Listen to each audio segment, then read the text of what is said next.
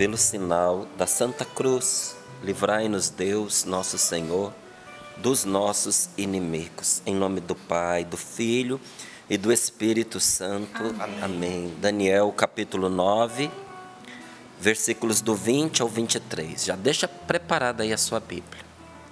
Mas eu quero começar, porque a palavra de hoje fala de oração.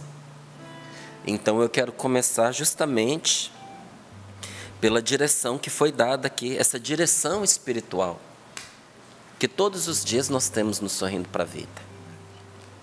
E quem nos dá essa direção é um santo homem de Deus, São Carlos Borromeu, que diz: as almas se conquistam com os joelhos.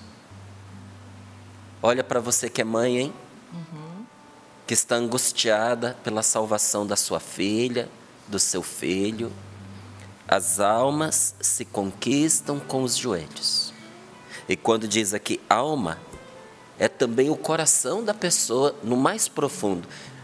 Por que o coração no mais profundo? Por que alma e não o coração? Porque às vezes a gente ganha o sentimento da pessoa. A pessoa gosta da gente.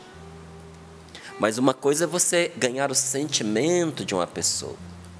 Outra coisa é você ganhar a amizade dela na profundidade do seu ser, que é uma coisa de alma. Tem algo que é de pele, que a gente fala de coração, mas é de pele. E tem algo que a gente fala de coração, mas é de alma. Como é que você conquista o coração de um filho, de uma filha, na profundidade do seu ser? As almas se conquistam com os joelhos. Como é que você conquista o coração de um homem, de um marido, na profundidade do seu ser, ao ponto de propor para ele uma vida de castidade, enquanto se espera uma nulidade matrimonial, que vai aguardar 5 anos aí pela frente? As almas, o coração, se conquista com os joelhos. As coisas mais difíceis da vida se tornam fáceis quando os joelhos são dobrados.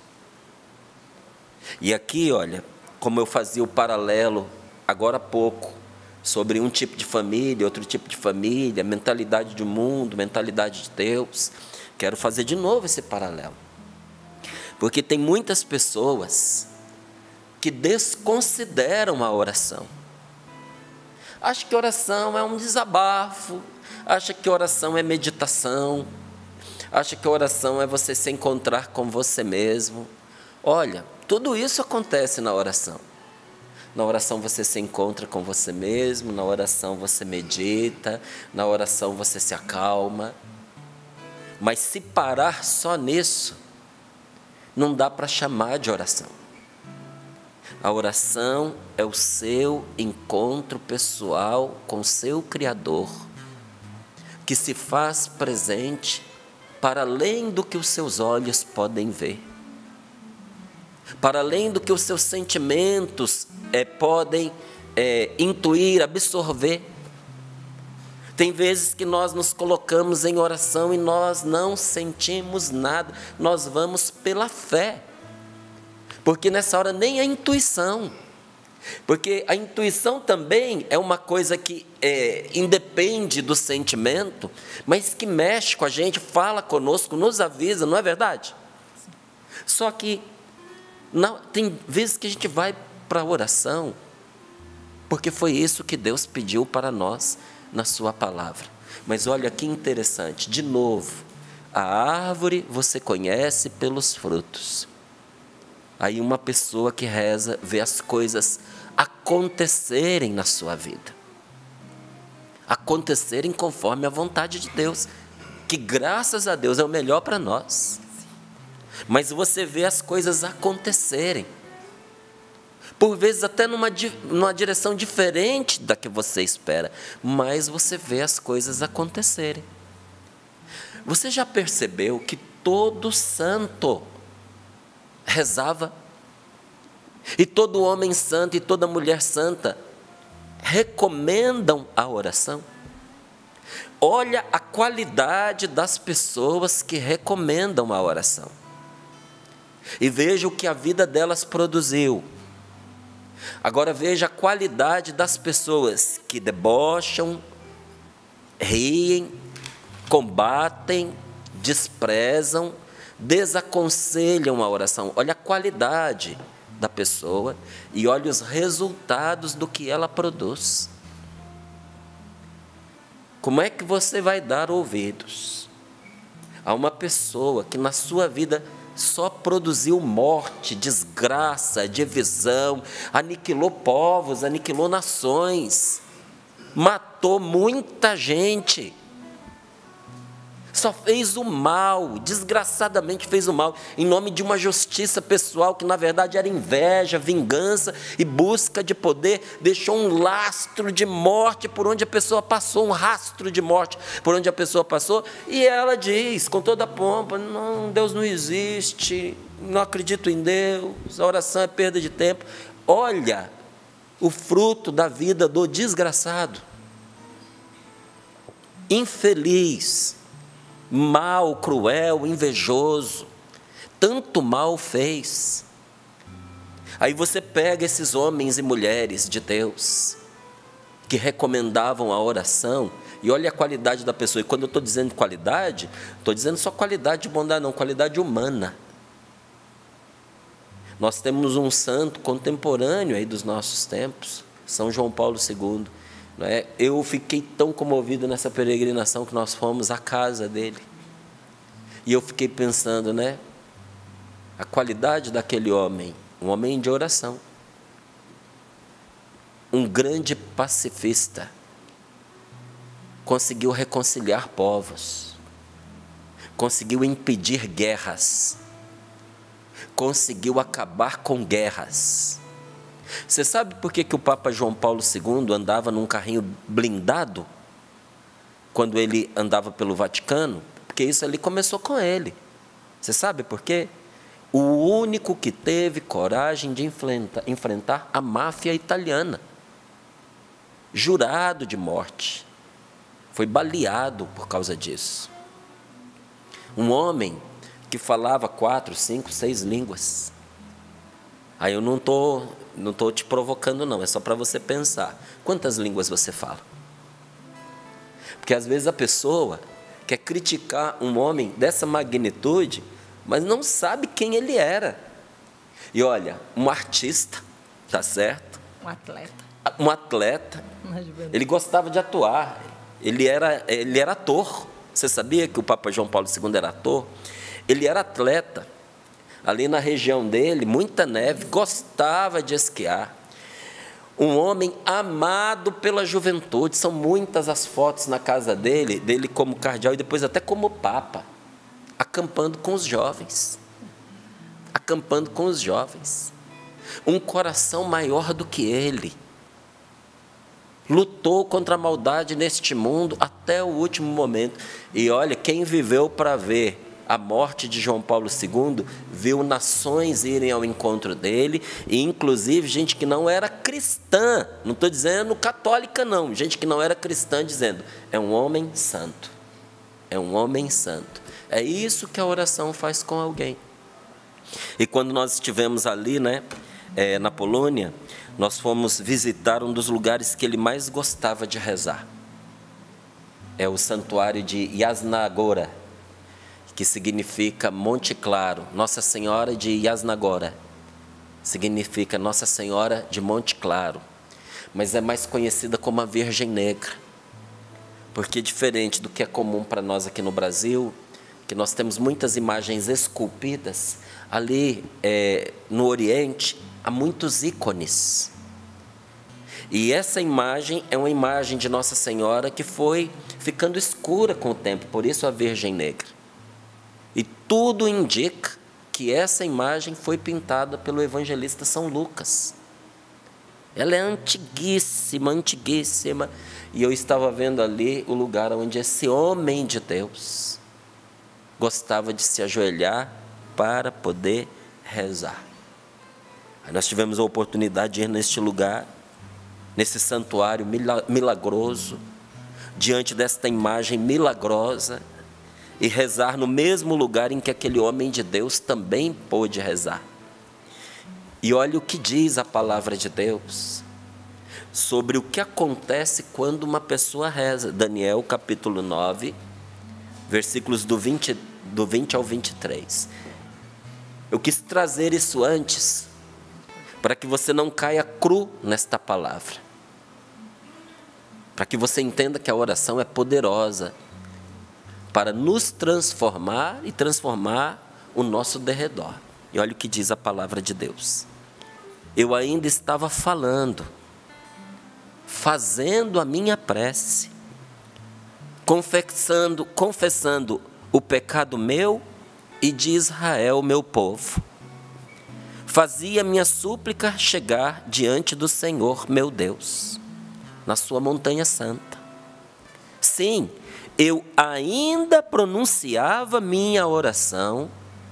Veja bem, eu ainda pronunciava minha oração quando Gabriel, São Gabriel, o homem que eu tinha visto no começo da visão, voando rápido, veio para perto de mim. Foi na hora da oração da tarde. Ele chegou e falou comigo assim: Daniel, vim para ensinar-te uma interpretação. Quando começaste tua oração, surgiu uma mensagem. E eu fiquei maravilhado quando eu ouvi isso, porque olha, quando nós estamos orando, a gente não ouve uma voz falando no quarto, uma voz cochichando no nosso ouvido, como se tivesse uma pessoa invisível falando do nosso lado. Quem acha que a oração é isso, se engana. E eu fiquei maravilhado quando eu ouvi que também para os anjos a resposta vem assim, olha aqui, ó.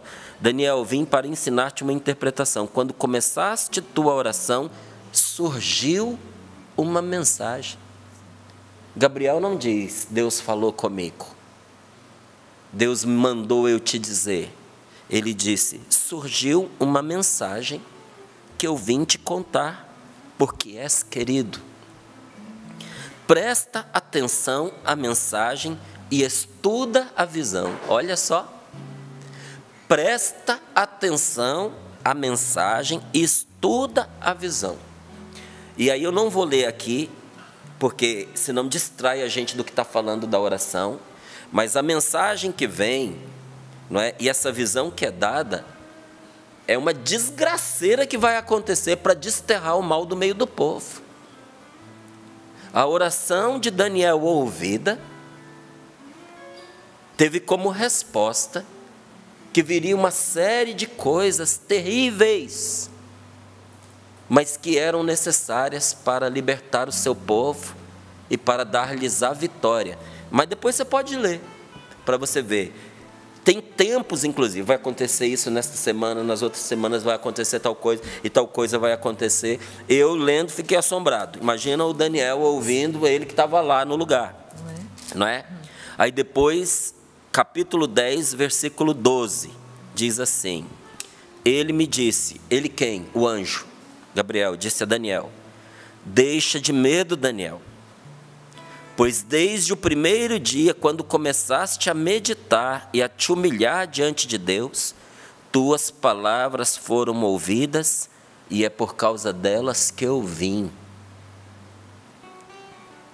Deixa de medo, pois desde o primeiro dia, quando começaste a meditar, o que é meditar aqui? É trazer a sua vida diante de Deus. É pensar as suas atitudes à luz do Espírito Santo. É buscar compreender o que está acontecendo pelos olhos da fé, pelos olhos de Deus. É procurar ver a vontade de Deus, inclusive nas coisas incompreensíveis que estão acontecendo na sua vida. O meditar aqui não é você ficar ali para nada. O meditar é você transformar as suas preocupações em oração. É destrinchá-las na presença de Deus. E diz aqui, ó, desde o primeiro dia, quando começaste a meditar, que foi o que eu acabei de explicar, e a te humilhar diante de Deus. O que é me humilhar diante de Deus? É me xingar? É me bater? Não. Me humilhar diante de Deus é eu descer do meu pedestal, da minha arrogância, da minha autossuficiência. É entender que eu não sou perfeito, que a minha natureza ferida me puxa para baixo, que sem Deus eu não dou conta nem de mim mesmo, quanto mais dos outros. Não importa que esse outro seja filho, marido, esposa, família, pai, mãe, eu não dou conta. Humilhar-se na presença de Deus é reconhecer a própria verdade, é reconhecer eu sou pecador, mas não para se jogar no lixo, mas para se abrir à misericórdia de Deus. E diz aqui o anjo: tuas palavras foram ouvidas, e por causa da tua oração é que eu vim. O anjo vem quando os joelhos se dobram sinceramente diante de Deus. O anjo vem. E como é que isso começou? Eu ainda estava falando. Olha só, a oração ainda não tinha terminado. Eu ainda estava fazendo a minha prece. Eu ainda estava confessando o meu pecado e o de meu povo.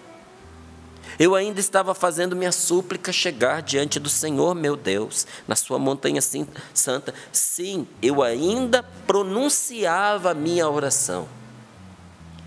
A minha oração não havia terminado quando Gabriel, o homem que eu tinha visto no começo da visão, voando rápido, veio para perto de mim. Foi na hora da oração da tarde, 6h. Ele chegou e falou assim: Daniel, eu vim para ensinar-te uma interpretação, abrir teus olhos. Quando começaste a tua oração, surgiu uma mensagem. Quando começaste a tua oração, já no início da oração, chegou a resposta de Deus. Meu irmão, minha irmã, toda oração correta é respondida antes já de ser terminada. Toda oração correta, Deus responde antes que você se levante, antes que você saia do ambiente de oração. Toda oração correta é respondida, ou seja, antes que você acabe de falar, antes que nós acabemos de falar. Por isso que o salmista diz: a palavra ainda nem me chegou à boca e tu, Senhor, já a conheces toda. Como é que o salmista sabe disso? Porque o Senhor respondeu antes dele terminar a oração. E sabe por que isso acontece? Isso acontece porque Deus já nos deu a sua palavra. Ele nos deu a sua palavra, Ele nos prometeu, Ele se comprometeu conosco que tudo que nós pedíssemos em nome de Cristo e com fé nos seria feito.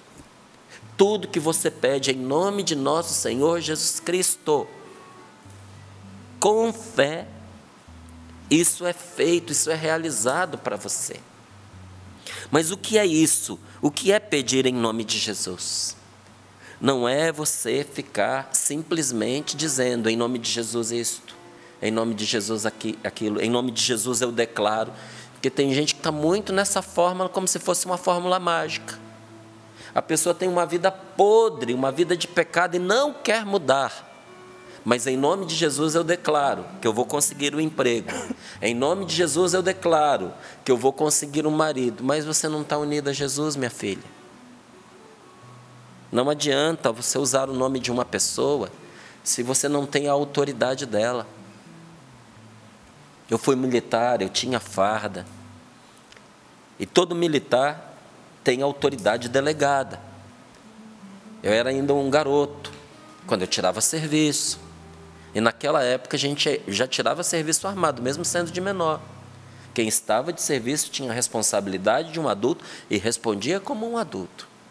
E eu tinha autoridade, mas era uma autoridade responsável. Durante todo o tempo que a gente tirou serviço armado, ainda de menor, e foram ali uns 2 ou 3 anos, nunca houve um incidente. E todos nós, da minha turma, nós tirávamos serviço desta forma. E quando nós dizíamos a um colega algo, enquanto nós estávamos de serviço, aquilo era ordem, precisava ser cumprido. E o camarada lá não ia virar para você e dizer assim: eu não vou aceitar porque eu não gosto de você, eu não acredito em você. Não, você tinha uma autoridade que te foi delegada, você não vai obedecer? Então aguente as consequências. Só que hoje eu não sou mais militar. Ainda tenho uma farda de lembrança, mas não cabe mais em mim. Porque eu saí de lá, eu ainda era um menino, então fisicamente não cabe, e não cabe a mim vesti-la porque eu não sou mais militar. Eu não posso invocar aquelas prerrogativas, porque elas não me são dadas mais. Eu não detenho aquela autoridade. Então não adianta eu gostar, não adianta eu lembrar, não adianta eu dizer, e eu digo que uma vez militar, você carrega isso nas suas veias para o resto da vida. Essa autoridade eu não tenho mais, entende? Então não adianta você dizer que porque você gosta de Jesus, que você declara que as coisas vão acontecer. Não acontecerão se você não tiver a autoridade que é delegada àqueles que caminham com Ele. O que é você atuar em nome de Jesus? Não é você dizer, em nome de Jesus eu ordeno, em nome de Jesus sai, em nome de Jesus aconteça. Não, você nem precisa usar assim o nome do Senhor. Porque quando você está unido a Deus e fazendo a vontade de Deus, você está em nome de Jesus. E aí a sua palavra pega fogo. E aí o que você fala tem força. E aí o que você diz, às vezes até sem você perceber, tem força de profecia. Quando uma pessoa é ungida pelo Espírito Santo, gente, às vezes ela profetiza sem saber que está profetizando. Às vezes a pessoa está falando, dando um exemplo, e você que está ali ouvindo, está dizendo, essa pessoa sabe a minha vida, essa pessoa está falando para mim, essa pessoa está me mandando uma indireta. Olha, já aconteceu em lugares que eu fui para poder rezar, que a pessoa foi lá tirar satisfação, porque ela achava que alguém tinha contado a vida dela. Porque quem achava que estava dando um exemplo, falando uma coisa aparentemente solta, o estava fazendo sob inspiração e estava profetizando. Por quê? Porque era uma pessoa unida a Deus, na intimidade de Deus, e agindo conforme a vontade de Deus. Mas eu disse para você que toda oração correta é correspondida. Mas por quê? Existe oração errada? Existe. Existe sim. Não é? Ou se você não quiser que eu diga errada, existe aquelas orações que não funcionam, que não atingem o seu alvo. E quem nos ensina isso é também um homem de Deus, antigo na história da igreja, chamado São Basílio Magno. E São Basílio eu amei, porque numa resposta ele resumiu todos os motivos pelos quais uma oração não é atendida. Você gostaria de saber? São Basílio dizia assim: pedes e não recebes, porque a tua oração foi mal feita ou sem fé, sem devoção ou desejo, ou porque pediste coisa que não se referia à tua salvação, ou porque pediste sem perseverança. Por que que a oração não é atendida? Pedes e não recebes, por quê? Porque a tua oração foi mal feita. Foi feita para poder cumprir tabela. Foi feita para você bater o seu ponto da oração. Foi igual a pessoa bate o ponto no final do expediente, a pessoa vai lá e registra: rezei, rezei por rezar. Quando você reza pela sua fidelidade a Deus, para se disciplinar, tem valor. Agora, quando você reza só para poder ticar lá aquele item, não, eu cumpri, e sai contando para todo mundo: hoje eu rezei as 1000 Ave Marias, hoje eu rezei. O que a pessoa tem que saber que você rezou as 1000 Ave Marias, meu Deus do céu? Não, porque hoje eu rezei 3 rosários. Porque hoje eu fui a 2 missas. Tá, e o Kiko? A pessoa quer que todo mundo fique sabendo o que ela está fazendo. Aquela coisa que você fica divulgando para todo mundo, diz a palavra de Deus, que você já recebeu a recompensa. A oração não vai ser atendida, porque a sua recompensa foi contar para todo mundo que você reza, para poder fazer papel de santo. E muitas vezes a pessoa estava ali, mas o coração estava longe, a cabeça estava longe, e às vezes fazendo até o que não presta. Porque tem um monte de gente dentro da igreja, dentro de congregação, dentro de seminário, dentro de uma comunidade, se ocupando de maldade. De semear discórdia, de dividir pessoas, de murmurar contra Deus e o mundo, de fazer fofoca. Por quê? Porque tem os seus objetivos particulares que querem que sejam atendidos, e quando não são e se sente frustrado, fica infeliz. Mas está dentro dessa condição, está lá para cumprir preceito. Então, quando a sua oração é mal feita, quando é? Quando você faz para cumprir preceito, mas o seu coração não está naquilo. Quando é a última coisa na sua vida que você prioriza. Tudo vem primeiro. Deus vem por último. Não é? Márcio, não me sobra tempo. Não se trata de tempo. Se trata do coração onde ele está. Porque realmente tem pessoas que a sua vida é tão dos outros, que não sobra aquele tempo para ela se trancar no quarto, fechar a porta e orar na intimidade. Mas ela ora o dia inteiro, ela traz Deus para tudo que ela está fazendo. O seu quarto de oração é a cozinha em que ela trabalha. O seu quarto de oração é aquele leito do enfermo que na casa dela ela está cuidando, é o pai que ela está cuidando, é a mãe que ela está cuidando. Minha querida, meu querido, não chore dizendo eu não tenho tempo para rezar. A sua oração é esse enfermo que você está cuidando. São as chagas de Jesus que você está reparando.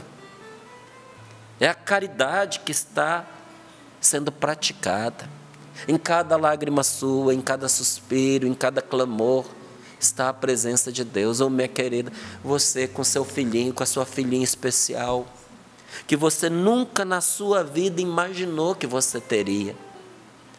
E que você tem tanto amor por essa criança, e você sabe como ela trouxe amor e união para a sua vida. Muito sofrimento, mas trouxe também quanta graça, quanta bênção. E você não consegue mais conceber a sua vida sem essa criança, sem esse jovem, sem esse filho, sem essa filha. Mas só Deus sabe as suas lutas, e você muitas vezes pensou, não me sobrou tempo mais para nada. Mas essa criança, esse filho é a sua oração. Então não deixe que o diabo te diga que a sua oração é mal feita quando você está rezando a vida. A oração mal feita é a do preguiçoso, daquele que pode e não faz, daquele que deve e não quer. Ou quando a oração é feita sem fé, que é aquela oração que não tem confiança. É uma oração que pede duvidando de Deus, duvidando da bondade de Deus, duvidando que você vai receber. Quem pede assim, não recebe. Porque mais importante do que receber é aprender a crer. E Deus dará, quando a gente aprender a confiar. Ou quando a oração é feita sem devoção, o coração não se aquece diante de Deus. Coração frio, Deus não é importante. O importante é receber o que se quer. Essa oração é a oração do bajulador. É a oração do interesseiro. E Deus não se deixa enganar, gente. Muitas vezes Deus atende orações que não deveria, sabe? Porque Ele é caridade. Mas é porque a caridade dele supriu a deficiência daquela oração. Porque aquela oração não é a oração que recebe o que pede. E diz aqui, ou quando a pessoa pediu sem desejo. Porque se a pessoa nem sabe ela mesma o que ela quer, como é que Deus vai dar para ela? E São Basílio continua dizendo, ou porque ela pediu alguma coisa que não se referia à sua salvação. Você acha que Deus vai dar para você uma coisa que vai te destruir, que vai te atropelar, que vai te arruinar, que vai arrastar você para o inferno? Você pode pedir à vontade. Márcio, o que eu posso pedir à vontade que Deus não vai me dar porque vai me arrastar para o inferno? Pedir a Deus o marido da outra, você não vai ganhar. Pode pedir o quanto, você pode pedir até rachar, que não vai funcionar. Um dia, teve um padre que até ficou chateado comigo. Eu já estava noivo, eu indo casar. Ele dizendo assim, não, porque eu quero você para o meu seminário. Aí eu disse, mas eu tenho uma noiva. Não, mas você vai ser padre. Eu falei, eu não vou, porque eu já escolhi. Não, mas tudo pode ser mudado pela oração. E eu sou padre e eu vou rezar. Eu falei, padre, ficou bravo comigo. Eu falei, nem tudo pode ser mudado pela oração. Aí ele olhou para mim e disse: e o que não pode ser mudado pela oração? A vontade da gente. A minha vontade é casar. E eu já decidi que eu vou casar. Mas não é que eu estava operando contra a vontade de Deus, não, sabe? Eu já tinha feito o meu discernimento. E Deus já tinha me mostrado que o meu caminho era o matrimônio. Ali não era a vontade de Deus, ali era a vontade dele. E o pior, ainda disse isso na frente da minha noiva. Não é? Olha a falta de juízo, olha a falta de noção. Não é? Então não adiantou, se ele disse que rezou e não obteve, porque o que ele estava querendo obter não correspondia à vontade de Deus, correspondia à vontade dele. Quando uma coisa é contra a vontade de Deus, gente, ela não se realiza. Um dia eu recebi essa mesma pessoa na minha casa, minha esposa teve o carinho de receber esse mesmo homem lá na minha casa. E ele, sentado na minha casa, no início do nosso casamento, nem filho a gente tinha tido ainda, ele disse assim: muito bonitinha a sua esposa, muito bonitinha aqui o lar de vocês, mas você não vai ser feliz porque essa não é a sua vocação. Aí eu falei: é um sem noção mesmo, meu Deus do céu. E eu olhei para minha esposa e disse: como essa mulher é boa. Porque a maioria teria apontado para ele o rumo da porta. O que ele disse nunca se realizou. Porque quando nós estamos na vontade de Deus, mesmo que hajam dificuldades pelo caminho, a gente é feliz. Nosso casamento é um casamento feliz porque é a vontade de Deus. Então ele ter ido na direção contrária em nada nos afetou. Para você ver que Deus não concede o que é simplesmente fruto do egoísmo de alguém e que pode levar aquela pessoa ou o outro, inclusive, à perdição.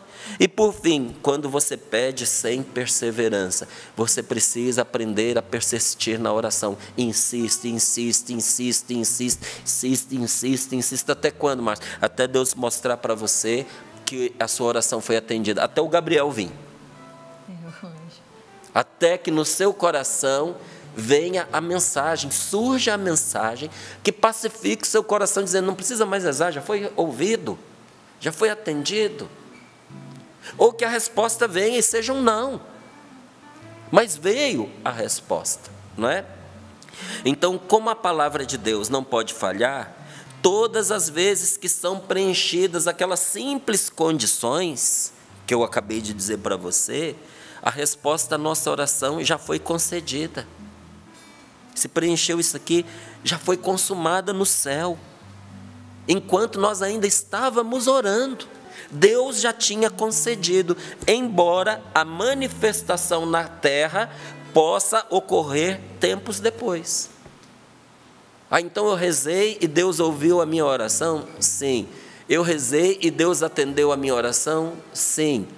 E por que eu não vejo? Porque apesar de atendida, de consumada, a manifestação dela na terra pode acontecer algum tempo depois que você rezou, mas no momento em que você pediu, você foi atendido. E olha, tem muito pai, tem muita mãe, tem muita esposa, tem muito marido, tem muita gente que cuida do outro, que sente isso no seu coração, sai consolado da oração, ainda que por fora não veja mudança alguma, dentro de si sabe: o Senhor me ouviu, o Senhor me atendeu e eu verei acontecer aquilo que eu pedi. Por isso nós devemos terminar cada oração, gente, com louvor a Deus pela resposta que Ele já deu. Sim. Isso é fé. Eu termino com louvor a Deus pela resposta que Ele já deu. Porque Deus nunca se esquece da sua bondade, da sua benignidade e da sua verdade. Quando nós cremos que uma bênção nos foi concedida no céu, o que nós precisamos fazer? Você crê que uma bênção foi concedida a você no céu? O que você deve fazer? O que eu devo fazer? Nós devemos ter uma atitude de fé e começar a agir e a orar como já tendo a bênção. Começar a agir e a orar como já tendo a bênção. Você está na seca, pediu chuva, leva o guarda-chuva. Sabe? É agir conforme a sua fé. Se o que você pediu é bom, se aquilo colabora para a sua salvação, se você pediu com devoção, se você tem perseverado em estar unido a Deus, e o Senhor te deu no coração este sinal de que Ele te atendeu, meu amigo, passarão céus e terras, mas ninguém vai arrancar de você o fruto dessa oração. Nós devemos tratar com Deus como tendo Ele já nos atendido. É assim que nós devemos tratar com o Senhor, descansando nele todo o nosso fardo, sabendo que a bênção já é nossa e virá. Não foi assim que viveu o nosso querido Padre Jonas até o último dia da sua vida, não é? Tratando Deus, tratando com Deus, como Ele já tendo nos atendido, descansando nele todo o nosso fardo, sabendo que a bênção já é nossa, sabendo que ela virá. Isso é a atitude de confiança. Para quem pergunta assim, o que é confiar em Deus? É isso aqui, ó. Essa é a atitude de confiança. Vou dar um exemplo aqui e a gente encerra. Quando uma moça se casa, ela passa imediatamente para um novo estado. Ela não é mais solteira, agora ela é casada. Tem coisas que cabiam a ela quando ela era solteira e agora não cabem mais porque ela é casada. Tem certas roupas que eram boas para ela, dignas e plausíveis quando ela é solteira, mas agora não cabe mais, ela é casada. Entende? Tem certos lugares que ela frequentava e podia frequentar de uma certa forma, porque ela estava em busca de alguém. Ela era solteira, mas agora ela é casada. E uma vez casada, ela age de acordo com a sua nova situação. É assim, quando nós tomamos Jesus como nosso Salvador, quando nós tomamos Jesus como nosso santificador, como aquele que nos sara. Eu preciso mudar o meu comportamento, porque a minha condição mudou quando eu assumi Jesus como aquele que me cura, como o meu libertador, como o nosso libertador. Jesus espera que nós entreguemos a Ele o nosso coração. Jesus espera que entremos na atitude de reconhecê-lo como tal, não é? Especificamente, que esperemos dele aquilo que cremos que ele é para nós. Ele quer que nós o tratemos assim. Quem que você espera que Jesus seja para você? O seu Salvador? Trate-o como seu Salvador. Quem que você espera que Jesus seja para você? O seu libertador? Trate-o como seu libertador. O que você faria se o inimigo que te prendeu a vida inteira estivesse se aproximando de você novamente com as correntes? O que você faria se você tem um libertador? Você não clamaria por ele? Você não pediria por ele? Que não permitisse que aquilo mais acontecesse? É isso que a gente faz quando nós vimos o tentador se aproximando de novo contra nós, com as cadeias do vício, com as cadeias do pecado. Jesus é seu amigo, trate-o como seu amigo. Senhor, nós queremos nesta manhã tomar posse desta palavra que nos assegura que quando uma oração é feita em espírito de sinceridade, em espírito de verdade, reconhecendo a Deus, adorando-o, e nele confiando, esta oração é atendida antes mesmo de ser terminada. Por isso nós estamos pedindo, Senhor, manda o teu anjo aqui nesse momento, em cada casa, em cada ambiente de trabalho, em cada automóvel que se desloca, e que esta palavra está sendo proclamada, está chegando até lá, Senhor. Manda o teu anjo, manda, Senhor, o teu Gabriel, que diga para nós o que disse Daniel naquele dia: deixa de medo, pois desde o primeiro dia, quando começaste a meditar e a te humilhar diante de Deus, tuas palavras foram ouvidas e é por causa delas que eu vim. Não tenha medo, meu irmão. Não tenha medo, confie. Senhor, envia sobre nós teu Santo Espírito e dá-nos, Senhor, esta confiança. Nós te suplicamos.